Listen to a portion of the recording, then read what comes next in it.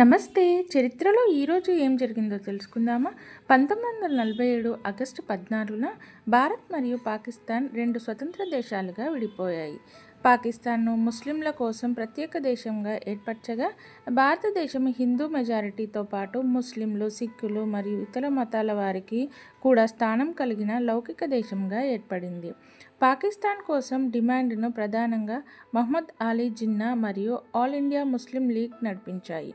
British మొదటగా 1948 జూన్లో అధికారికంగా బదిలీ చేయాలని భావించారు. కానీ రాజకీయ ఉద్రిక్తతలు, అల్లర్లు, పరిపాలనా సమస్యల కారణంగా తేదీని ముందుకు జరిపారు.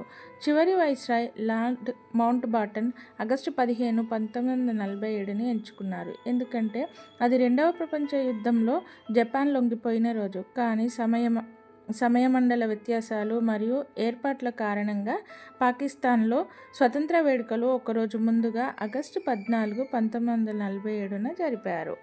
ఈ వీడియో కనుక మీకు నచ్చినట్లయితే లైక్ చేయండి, షేర్ చేయండి, కామెంట్ చేయండి. అలాగే బంగారు తల్లికి సపోర్ట్ చేసి సబ్స్క్రైబ్ చేసుకోండి.